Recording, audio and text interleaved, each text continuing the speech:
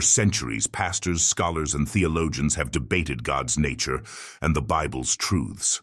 Today, in the information age, we have unprecedented access to knowledge. But with that comes misinformation. Especially when it comes to understanding the Bible, not everything you read or hear is accurate. Many people are experiencing a spiritual awakening, uncovering hidden truths in Scripture, yet the question remains, has the whole truth been revealed? To truly understand the Bible, we must first understand its historical context. Written thousands of years ago, it's a document intertwined with history, culture, and faith. While some argue parts of it have been tampered with, does that mean we discard the entire text? Or do we seek out and address those errors, trusting that the Most High Yah will guide us in finding the truth? This brings us to today's topic, the intersection of history and the Bible. To explore this, let's turn to a historical figure who had much to say about authority and tradition, Voltaire. In his famous critique of the Holy Roman Empire, Voltaire described it as neither Holy Roman nor an empire. This sharp observation challenges us to examine history and labels critically.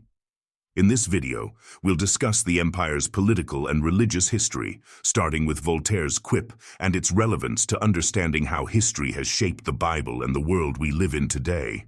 Not holy. The Holy Roman Empire was nominally under the spiritual authority of the Pope, but over time, its religious unity fractured, particularly after the Protestant Reformation. The Protestant Reformation was a religious revolution that took place in the Western Church in the 16th century.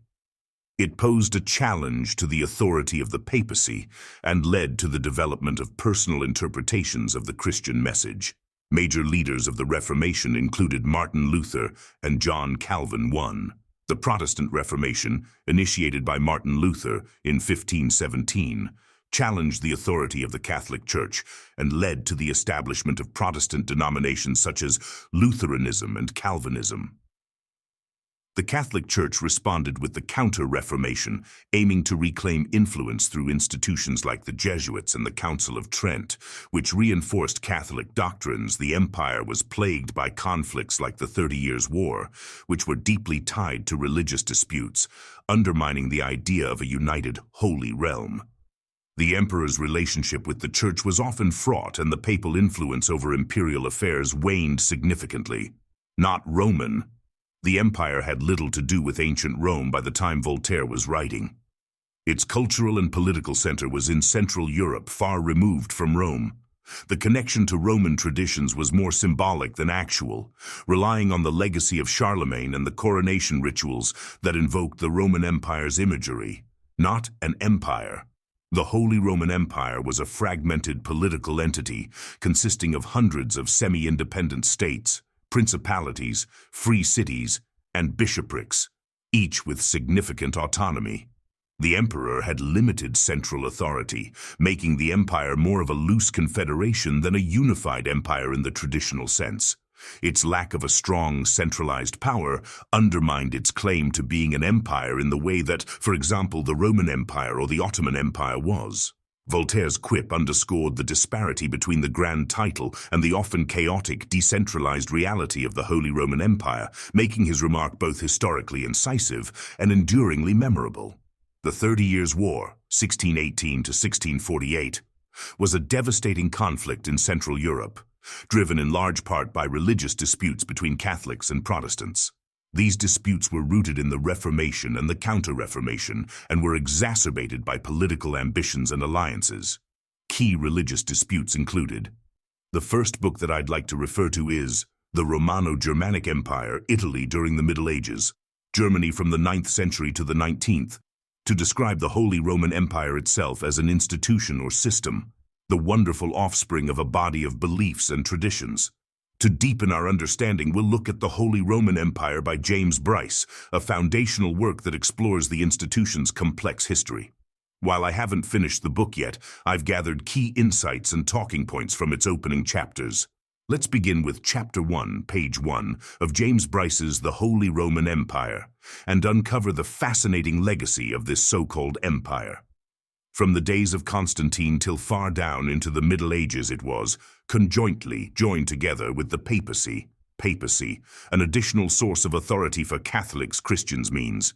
Vicegerent Bishop of Rome, Sovereign Pontiff, Vicar of Christ, Holy Father, His Holiness, the recognized center and head of Christendom, exercising over the minds of men an influence such as its material strength could never have commanded, suggests that the influence of something, despite its physical power or ability, is even greater than what it can physically achieve. With just a few clicks on the internet, we can discover who Constantine, Latin, Flavius Valerius Constantinus, 27th February circa 272, May 22nd, 337, also known as Constantine the Great, was a Roman emperor from AD 306 to 337 and the first Roman emperor to convert to Christianity. He played a pivotal role in elevating the status of Christianity in Rome, decriminalizing Christian practice, and ceasing Christian persecution in a period referred to as the Constantinian shift. This initiated the Christianization of the Roman Empire. Because Christian persecution was going on in Rome, it began in the 1st century AD after the crucifixion of Christ, and it continued until the 4th century.